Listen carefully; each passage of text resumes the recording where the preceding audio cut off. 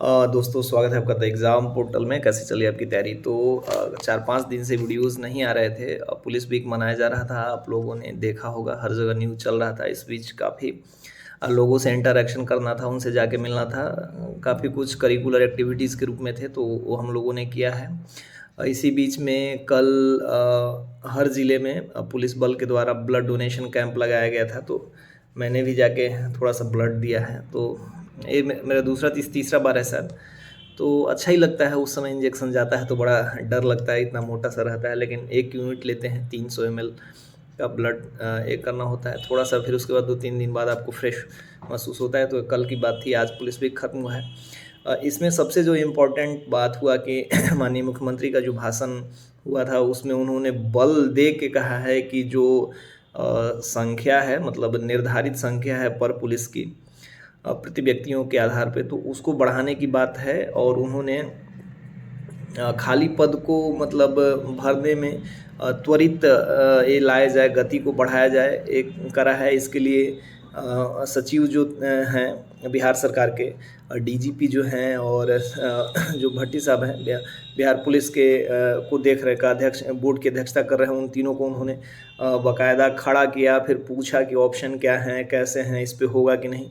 ठीक है, तो इन सब चीज़ों पे बात हुई। और सबसे ज़्यादा जो 112 डायल की सफलता को गिनाया गया कि हालांकि ये काफ़ी सफल रहा है, इसके रिज़ल्ट देखने को मिले हैं, तो इनकी संख्या बढ़ाई जाएगी, मतलब इसको त्वरित किया जाएगा। साइबर जो थाने बनाए जा रहे हैं उसकी भी कार्रवाई शुरू होगी। तो कुल मिला जुला के एक पॉजिटिव वाइब के साथ भाषण हुआ है। तो मतलब ये तो भाषण में से कुछ ऐसे पक्ष हमें देखने होंगे कि देखिए, मान लीजिए कि डेली वैकेंसी की सूचना यूट्यूब पे डलते ही रहता है। मैं डेली तो हालांकि नहीं डालता, लेकिन जब हम लोग को लगता है कि आपको बताना चाहिए कि आप या तो मोटिवेट रहिए, मैं भी 10 दिन 15 दिन में एक बार आपको कह ही देता हूँ कि न्यू वैकेंसी। न्यू वैकेंसी कहने का तात्पर्य है कि आप देखिए, एक तो आप लगे रहिए, क्योंकि कंपटीशन आप लोगों को पता है कि 1717 से ज़्यादा 2400 में था, फिर ये 2300 वाले में हुआ। अगली बार वैकेंसी आएगी तो अब ये एग्ज़ाम जो है, मतलब स्मूथली हर कुछ होता है, तो जो अच्छे से एग्ज़ाम हो जाता है उसके पीछे काफ़ी लोग रहते हैं कि इसमें रिजल्ट ले लेना है। बाकी बिहार एसएससी का हालात अब देख ही रहे हैं, तो कि एक बार जो फंस जाता है तो फंस ही जाता है। इस वजह से इसमें कंपटीशन इतना हाई रहेगा। तो मेरे कहने का उद्देश्य, मतलब कि नई वैकेंसी आ रही है, एक तो ये रहता है कि आप मोटिवेटेड रहें और तैयारी को मतलब पुरजोर करते रहें। दूसरा कि जैसे कुछ सूचना, जैसे माननीय मुख्यमंत्री ने कहा है, तो ये तो सच है कि बहालियाँ होंगी। अब किस तरीके से, कैसे कैसे कैबिनेट से पास होके कहाँ जाती है, क्या प्रपोजल मिलता है, हो सकता है इसके बारे में मैंने पहले भी कहा है, लेकिन ये इसलिए कह रहा हूँ कि जब वैकेंसी खाली है, लोग रिटायर भी हो रहे हैं, तो आएंगी। अभी का समय हो, थोड़ा बाद में हो या थोड़ा और बाद में हो, लेकिन जब आएगी तो आप तैयारी के अपने रिदम को और जब बढ़ा लेंगे तो आप मतलब एक ही बार में सिलेक्ट हो जाएंगे। पिछले बार जो हम लोग का ग्रुप चल रहा था, उसमें काफ़ी ऐसे बच्चे थे जो मतलब पहली बार में सिलेक्ट हुए और अच्छा स्कोर करके सिलेक्ट हुए हैं।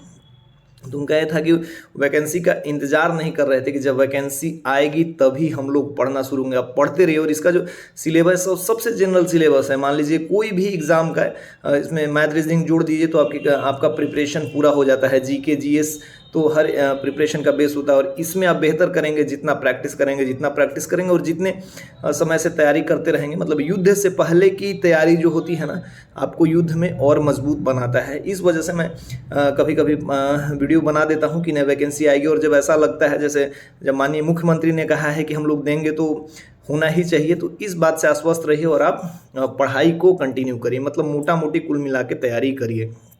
दूसरी बात के बारे में कि जैसे बीपीएससी का एग्ज़ाम हुआ तो पैटर्न उन्होंने काफ़ी चेंज कर दिया, तो लोग मतलब एकदम हर जगह भगदड़ मच गया कि अब तो पैटर्न चेंज हो गया, एनसीईआरटी से आ जाएगा, यहाँ से आ जाएगा, रामचंद्र गुहा के पुस्तक से पूछ लेंगे, लियो टॉल्स्टॉय आपको पढ़ना पड़ेगा, कांट पढ़ना पड़ेगा, मतलब बहुत सारी बकैती। एक चीज़ ध्यान रखिए कि बीपीएससी में काफ़ी सारे चेंजेज हो रहे हैं, जो उसके स्टैंडर्ड को अपलिफ्ट करने के लिए, ऊपर उठाने के लिए जो अतुल प्रसाद है, उसके माननीय चेयरमैन हैं, वो इस पर काम कर रहे हैं, तो बहुत सारे चेंजेस कर रहे हैं। तो उस चेंज को यहाँ पे रह के आप मत देखिए।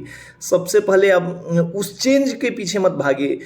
जैसे 1717 में हम लोगों ने, 2400 में, 2300 में जिन लोगों ने सिलेक्शन लिया है, उन्होंने जो बुक रिकमेंड किया है, पहले उस बुक को पढ़िए।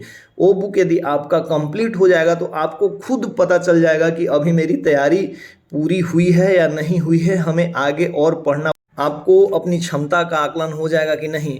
जब आप पूरा पढ़ लेंगे उसके बाद कहीं मार्केट में ऑफलाइन सेट लगाएंगे, ऑनलाइन सेट लगाएंगे, आपके स्कोर आएंगे, बाकी सब तुलना करेंगे तो आपको पता चल जाएगा कि ये चीज़ें मेरी छूट रही हैं, मुझे यहाँ से कवर करना है। आप उस बदलाव के पीछे भाग रहे हैं कि एनसीईआरटी एनसीईआरटी एनसीईआरटी। आपने अभी तक ढंग से लुसेंट नहीं पढ़ा है, घटनाचक्र नहीं पढ़ा है, एक एक्स्ट्रा बुक जो मैं दृष्टि अभी रिकमेंड कर रहे हैं हम लोग वो नहीं पढ़ा और आप उसके पीछे भाग रहे हैं, तो इससे क्या फ़ायदा होगा। बस उसके पीछे बुक आप कलेक्ट करके रख लेंगे, रिजल्ट नहीं होगा। तो इस बीपीएससी में जो बदलाव किया गया है इसकी मतलब इसका ये कंपैरिजन अभी दरोगा आयोग से बिहार किसी एग्जाम से मत करिए। पहले आप कंपैरिजन करने की स्थिति में आप उस समय आएंगे जब आप बोलेंगे कि लुसेंट पे मेरा कमांड हो गया। लुसेंट और क्राउन मिला के आप घटनाचक्र वगैरह मिला के देख लीजिए कि 50-55 प्रश्न आए हैं लुसेंट से ही, तो 1/3 बुक तो अभी भी कवर करता है। तो ये चीज़ इसलिए मैं कह रहा हूँ कि पहले आप बेसिक पुस्तकों को कंप्लीट कीजिए, फिर बाद में कंपैरिजन कीजिए कि नहीं हम एनसीईआरटी पढ़ेंगे, एनसीईआरटी पढ़ेंगे। एनसीईआरटी पढ़ने लायक बनिए। हो सकता है कि एनसीईआरटी आप पढ़ेंगे तो आपका स्टैंडर्ड बढ़ जाएगा, लेकिन उस काबिल आपको बनना होगा। पहले इस बुक को पढ़िए जो उससे लो लेवल का है। लुसेंट पढ़िए, घटनाचक्र पढ़िए, दृष्टि पढ़िए। इन सब चीज़ों को अब सेल्फ में करना चाह रहे हैं सेल्फ में करिए, कहीं ग्रुप ज्वाइन करके करना चाह रहे हैं करिए, ठीक है। देखिए ये मैं इसलिए बार बार कह रहा हूँ कि आप मतलब उस भ्रम की स्थिति को मत पालिए।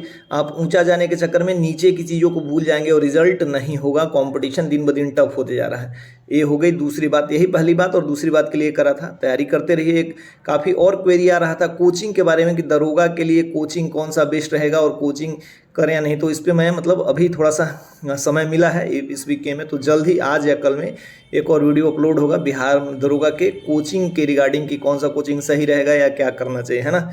तो यदि आप हमारे चैनल पर नए हैं तो इसको लाइक सब्सक्राइब और शेयर कीजिए। जो ऑथेंटिक जानकारी है जिससे आपको फ़ायदा होता है हम वही प्रोवाइड कराते हैं। हमारे पास कोई बम्पर वैकेंसी की सूचना नहीं होती है। जो सूचना लगता है कि आपके आपके लिए हेल्पफुल हो सकता है वो हम लोग प्रोवाइड करा देते हैं। एक वीडियो में मेहनत आप ही को करना है बस, बाकी हम लोग एक मीडियम है सूचना प्रोवाइड कराने के। आप मेहनत कीजिएगा तो आपका ही रिजल्ट होगा और आपको ही सफलता मिलेगी। जय हिंद।